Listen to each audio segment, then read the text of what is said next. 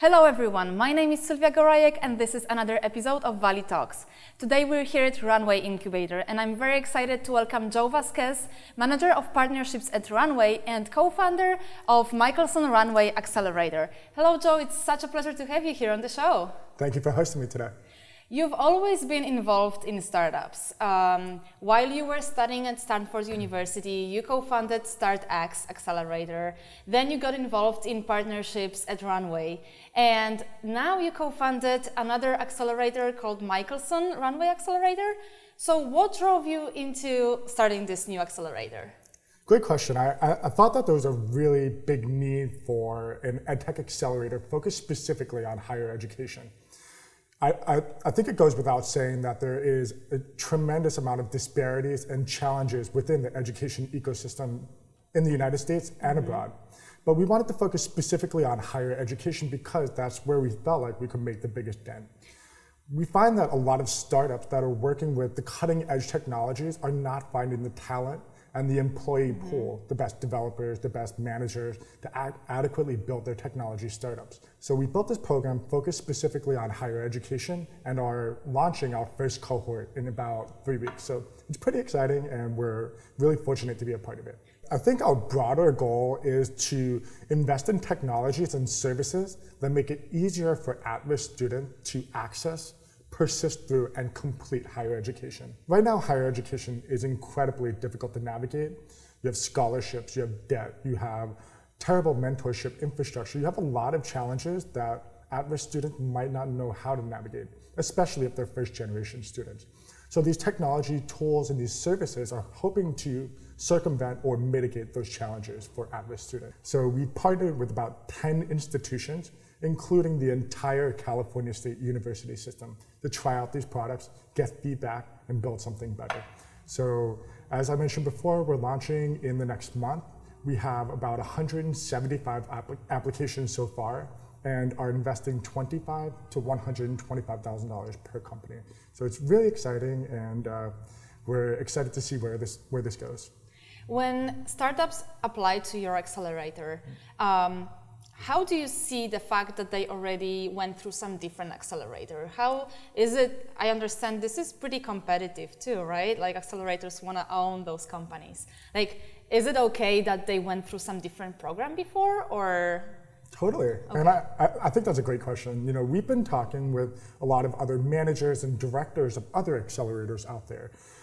We don't really see ourselves as competitive, but synergistic. I think as a whole, to improve the education system, we really need to work together.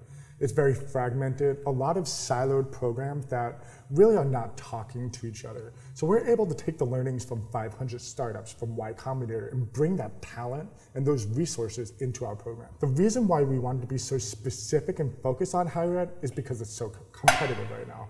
You have these great programs, StartX, AngelPad, Y Combinator, 500 startups, all of these great programs that are providing resources for general startups. We wanted to be a little bit more niche and actually have a more defined impact. And also, could you explain for those people that are not maybe well aware of the difference between accelerator and incubator? Because this is something that gets mixed sometimes, and Runway is an incubator, right? Correct. And also now it's starting this accelerator program. So what's the difference between those? No, great question. I think we have a tendency to throw around a lot of really big buzzwords in Silicon Valley. Traction, A/B testing, accelerators, incubators, and sometimes they all mean the same thing. Maybe not in this case. But when we talk about incubator in this particular context, it tends to be a little bit more laissez-faire, meaning a little bit more hands-off. So it's providing office space, venture capital office hours, marketing office hours, the general infrastructure that startups need to be successful, but not in so much a defined programming with equity take or with an equity investment. Accelerators are more structured. Usually there's cohorts, 3, 4 months, 5 months, with pilot programs, investment. So that's generally the distinction that you'll make. I'm sure that you've seen so many incredible startup stories, but actually your story is very impressive as well. And I probably see the reference with this higher education to your experience, right? So can you tell us more about your story and From what I know, you were born deaf, right? So, and now you speak several languages, so that's very impressive. Tell us more about your story, how it all happened. So my first language is sign language. I went to an all-deaf school for about 2.5, 3 years or so. And I remember being surrounded by an environment of supported people, supported teachers, counselors, what have you. But my father was very adamant that I become mainstream and I go into, quote unquote, a normal school. And the transition was incredibly challenging for me. Obviously, it's culturally different, it's socially different, there's so many differences. For someone who's 5 years old, might not be able to navigate. But the one thing that I really was able to take away from it was the ability to listen. And I think this really translates into a lot of parts of my life. People are so stuck on their idea. They might have the coolest innovation. They might think they're fundamentally solving a problem, but if they're not able to listen to the users and listen to the community, then their product will not actually have an impact. So I think the irony for me is that even if I'm deaf, I'm still able to listen incredibly well. And that's something that I hopefully will take for the rest of my life. I am first generation, I'm Latino. My family is originally from Cuba, half on my father's side. And I went to Stanford University undergrad. I was one of the first two in our school to go to Stanford University. My school was a great school, and nobody had really ventured to the West Coast to go to college.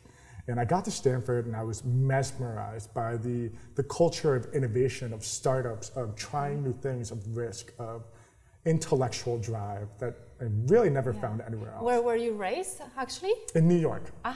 So I am a New Yorker. I don't have the accent of a New Yorker. I like my coffee. I completely lost the New York accent. People are a little bit disappointed. In fact, my family only calls me during a snowstorm. And they're like, so when are you coming back to the East Coast? Are you moving back out here? I'm like, too cold for me. I'm never coming back out there. So you moved here after high school? I moved here after high school, correct. I've been out here for about 10 years now. When I got to Stanford, I was mesmerized by this startup culture. Was involved in a lot of different nonprofit groups, was in a cross between electrical and civil engineering. And I fell in with this group called SSE Labs. It was actually called SSE Ventures before. And we were a small venture capital fund focused on investing in Stanford startups. We were writing small convertible notes. We were investing in what we thought were cool technologies. But our impact was not quite scalable. Obviously, you need a lot of capital to be an effective investor. So we started getting feedback from the community that they needed mentorship, that they needed support, that they needed space, that they needed infrastructure to build their products. Not so much money. Obviously, money is important. And I think that really goes back to my ability to listen. And our team decided to build out an accelerator program. This is the StartX? And this became StartX, correct. And StartX was formed in partnership with AOL. AOL donated a lot of their office space. We partnered with Oric to provide legal advice and legal support. And the community just really rallied behind this initiative. The Stanford name is obviously second to none. I work with some Harvard colleagues who we get into a little bit of a competition about this. Of course. I'm kidding, by the way. And the community really rallied behind it. And it was something that really goes to show that entrepreneurship is not just about one man locked in a room with a cool idea. It's about building that community, that network of people who could support you. And it's not so much about taking, but it's about listening to their ideas, about being flexible, about changing, and about actually building something that solves a real, meaningful need. So talking about this, you've seen so many startup stories. What's the most common mistake that they are making, according to you? Totally. I mean, I think the theme that I have been trying to make is around empathy and that ability to listen. Steve Jobs, he had a pretty famous quote where he basically said that if Henry Ford was walking around before he invented the car and he was asking people what they need, most people would have said that they needed a faster horse. And people would have been immediately in a room trying to figure out how to make a faster horse. But Steve Jobs said that it's not our job to ask people what they want. It's our job to build things that they're going to want. And he hit the nail somewhat on the head, but I think he was missing that piece of trying to figure out and tease out the underlying problems that people have. Fundamentally, when people said that they needed a faster horse, they were asking for speed. They were asking for a consistent and reliable mode of transportation that got them from point A to point B quicker, faster. Not so much a horse, but it could be anything else. So I really like that quote because it really reminds me to listen all the time. A lot of startups don't do that. When it comes to pitching ideas, whether to accelerators or to investors, you've seen so many pitches as well. What's the main thing that startups should remember about where they are doing their pitch? I mean, there's a lot of things, right? And it really depends on the context. In terms of accelerators, we oftentimes evaluate much more based on the team. So obviously you have to have a well-balanced team, technical talent, leadership, operational experience, marketing experience, and it's nice to have that broad skill set. Mm-hmm. But we also like founders who admit that they failed before. And failure is somewhat of a hallmark of a successful entrepreneur in Silicon Valley. A lot of other cultures around the world, as I've traveled, failure is synonymous with, or ultimately, not being successful.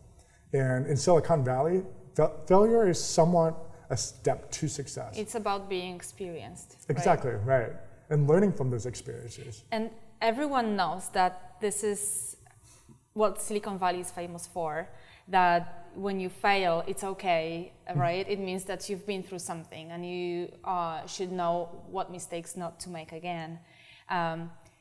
And can you confirm that this is really the case in reality? Like, it's not only about that we talk about this, but this is really something that is valuable to investors and accelerators. Oh, totally. I think it would be one thing just to talk about it and then another thing to actually do it. And I think the whole advent of accelerators was more or less an experimental laboratory for startups. You see time and time again that startups will fail and accelerators, they'll iterate, they'll build new products, they'll completely change their business model. And oftentimes startups coming out of Y Combinator will get significant amounts of funding, 500 startups. So really accelerators were built to allow people to safely fail and actually learn from their failures. When startups come to Silicon Valley, they don't know much about the area, the environment. What would you advise them to do so that they really take the biggest advantage of this place? Technology doesn't necessarily translate well across cultures or languages. Education, enterprise startups, mobile startups, it definitely requires a cultural nuance. So just becoming a part of that community is really important. And joining Runway, joining WeWork, joining Y Combinator, joining 500 startups is a really good first step. The other challenge that I see, particularly of a lot of Asian startups, is that they'll come over, they'll have a specific Japanese incubator, or they'll have a Korean lab, or they'll have something specific for people that they know, talk, act, and feel like. But they don't actually go out and immerse themselves in the community. So go to parties of people that you've never met before. Go to different groups and meetups and go to the park, go to a silent disco, and start meeting people who are not like you. Because that diversity of thought will allow you to make your technology startup that much more successful. When it comes to advice for startups, you spoke about listening to users. That's something that you always, I'm sure, recommend them and put pressure on in your accelerator. Is there anything else that you think that it's good to tell them to remember about, which they tend to forget because they are focusing so much on their products? Totally. I mean, obviously it depends on B2B, B2C, and really what type of marketplace. I think the overarching theme is empathy and listening to your users. I think that's really broadly applicable and something that should be thought about all the time. Another thing is humility and being, it's okay to be wrong, and changing your product is something that is okay. That's really, actually pretty common, I would say, right? Some people actually they struggle with that sometimes. And I think that would be really important. Another thing is communicating value. When you're actually communicating value of a product, of a service, of a solution, is communicating that value in terms of that person, that user. So instead of saying, we offer XYZ solution, saying, you will get XYZ by using my solution. Or trying to think of a problem and how my product solves your problem. Oftentimes nowadays, we'll talk about things in terms of features. If you've ever seen a talk by a gentleman named Simon Sinek, he has a very famous talk on TED.com. And the title of the talk is Start with Why. Basically comparing large tech companies. For example, Microsoft is focused on features, on cool processors, on chips, on the graphical user interface, on stuff that people don't really care about. What they care about is the experience, about the problem that's actually getting solved. Apple is much more illustrious, much more big picture. They'll talk about how it allows you to become a leader. It connects you to the world. It helps solve problems that you have in your everyday life. So when communicating about your product, communicate about the problem and how my product solves your problem. Well, in terms of startups that are looking to come to Silicon Valley, I'm always looking to work with great entrepreneurs who have cool problems to solve and cool technologies. So I fully encourage anybody to reach out to me on LinkedIn, on Twitter, Facebook, Instagram, smoke signals, really anything else. And just don't hesitate to reach out to me and ask me for help. I'm more than happy to help. I think some of the greatest founders and some of the greatest people in Silicon Valley always ask the question, how can I help? Joe, thank you so much for joining me today on the show. It was such a pleasure to speak to you. For everyone who'd want to find more information about Michelson Runway Accelerator or to find you, how they can do that? If you're looking to find more information about the Michelson Runway Accelerator specifically, you can go to michelsonrunway.com. We were in partnership with the Michelson 20mm Foundation, which was funded by Dr. Gary K. Michelson, an amazing philanthropist who has really allowed us to do the work that we're doing. If you want to find out more information about the incubator or Runway, just go to runway.is and feel free to send me an email or a Facebook chat or anything. I'm looking forward to chatting. Thank you, Joe, so much. Great, thank you.